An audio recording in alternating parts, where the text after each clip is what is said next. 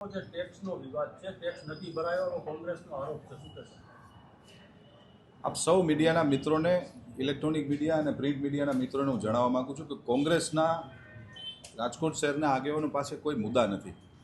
ભૂતકાળની અંદર કાલાવ રોડ ઉપર આવેલ BAPS સ્વામિનારાયણ સંપ્રદાય કે જે આજે વિશ્વનું સૌથી મોટામાં મોટું સંપ્રદાય છે, પરમ પૂજ્ય વંદનીય પ્રમુખ સ્વામી મહારાજ સાહેબનું જે મંદિર છે, એમનો પણ વિષય લઈને કોંગ્રેસ નીકળ્યું હતું. હું કાયમ કહેતો આવું છું કે કોંગ્રેસના મિત્રોએ પ્રજાકીય કામો માટે અચૂકપણે રસ લેવો જોઈએ. આજની સ્ટેન્ડિંગ કમિટીમાં પણ કોંગ્રેસના વોર્ડના કોર્પોરેટરના મિત્રોના અમે વિકાસ કામો કર્યા છે.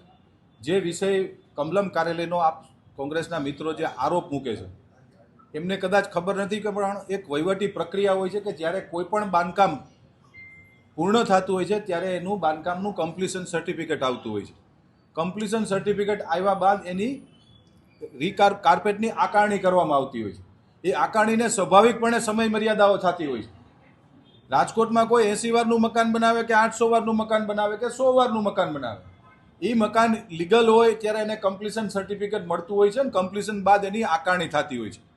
એવું જરાય નથી કે ભારતીય જનતા પાર્ટીનું કાર્યાલય છે એટલે એની આકારણી લેટ થાય છે. દરેક સમય મર્યાદાઓની અંદર આકારણી થતી જ હોય છે. વિશ્વની સૌથી મોટામાં મોટી ભારતીય જનતા પાર્ટીના અમે સૌ કાર્યકર્તાઓ છીએ. અમે ક્યારેય એવું વિચારી પણ નથી શકતા. બાકી જો આ વાત કરીએ કોંગ્રેસની, તો રાજકોટ શહેરમાં કોંગ્રેસના અનેક આગેવાનોના ઘરના બંગલાની આકારણીઓ બાકી છે. ઇવન કોંગ્રેસના ભૂતકાળના કાર્યાલયોના પણ આકારણી બાકી રહી ગઈ છે. એવું નથી હોતું ભારતીય જનતા પાર્ટી શું કરવાને બાકી રાખે ભાઈ, પણ એની એક પ્રક્રિયા હોય છે કોર્પોરેશનની. એ પ્રક્રિયામાંથી દરેક વ્યક્તિએ પાસ ઓન થવું પડતું હોય છે. TRP કાંડ પછી જે બિલ્ડિંગોની અંદર જ્યારે બીયુ નહોતા ત્યારે પાર્ટીએ કોર્પોરેશને અટકાવી દીધેલા છે. ઇવન તે રાજકોટ શહેરનું આ સેન્ટ્રલ ઝોનનું પણ કમ્પ્લીશન નહોતું ત્યારે અટકાવી દીધું હતું. એનું કમ્પ્લીશન માટે ફાયર NOC અને ફાયરના સાધનોની દરખાસ્ત આવીને ફાયરના સાધનો મૂક્યા છે. ભારતીય જનતા પાર્ટીના કાર્યકર્તા તરીકે માનનીય અધ્યક્ષની ઉપસ્થિતિમાં બહુ ક્લિયર વાત છે, ક્યારેય પણ આવું કોઈ દિવસ બને નહીં. પણ એની એક મહાનગરપાલિકાની ટાઉન પ્લાનિંગની એક મર્યાદાઓ હોય છે કે ક્રમ બાય ક્રમ એના કમ્પ્લીશન આવતા હોય છે અને ક્રમ બાય ક્રમ એની આકારણી થતી હોય છે. કોઈ વ્યક્તિ આવી ભૂલ ન કરે, પણ સ્વાભાવિક છે કે કોંગ્રેસ વિપક્ષમાં છે એટલે આક્ષેપો કરે અને એને કરવા જોઈએ. એને કોઈ ના નથી પાડતા અમે, પરંતુ એને પણ એમના ઘરમાં ઝાંકીને જોવું જોઈએ કે કોંગ્રેસના અનેક આગેવાનોના ઘરના ગેરકાયદેસર મકાનો બન્યા છે, એના કમ્પ્લીશન નથી આવ્યા અને એની અંદર આકારણી પણ નથી થઈ. પરંતુ આપણે પક્ષાપક્ષીમાં કે વ્યક્તિગત આક્ષેપો પ્રત્યાક્ષેપોમાં પડવાની બદલે અમારું બહુ સ્પષ્ટ માનવું જોઈએ કે કોંગ્રેસે ભારતીય જનતા પાર્ટીની સાથે રાજકોટ શહેરના વિકાસમાં અમને મદદ કરવી જોઈએ. હું કાયમ કહેતો આવું છું, ક્યારેય કોઈ મદદ નહીં, માત્ર ને માત્ર મીડિયાના મિત્રોની હાજરીમાં એ આ પ્રકારના હંબક પ્રકારના કાગળિયાઓ ઊભા કરીને પ્રજાને ગુમરાહ કરી રહી છે.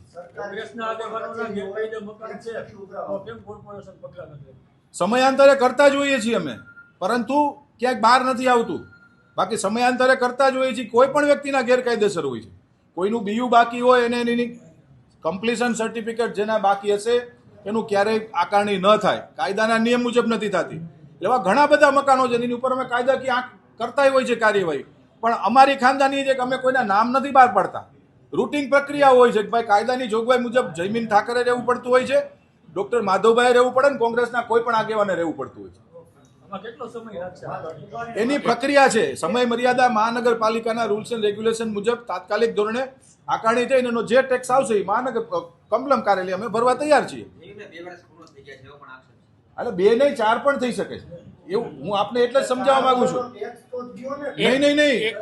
નહીં, જ્યારથી કમ્પ્લીશન સર્ટિફિકેટ આવ્યું હોય, 2 વર્ષ પહેલા કમ્પ્લીશન આવ્યું છે, ત્યારથી આકારણી ગણવામાં આવશે કોઈ પણ બિલ્ડિંગની. એવું નહીં કે આજે આકારણી થઈ તો આજથી ટેક્સ ભરવાનો આવે. એના રોટેશન મુજબ એ લોકો આકારણી કરતા હોય છે અને જ્યારથી કમ્પ્લીશન સર્ટિફિકેટ મળે ત્યારથી જ એનું ટેક્સ અમે ભરવા પાત્ર, કોઈ પણ વ્યક્તિને ભરવા પાત્ર હોય છે.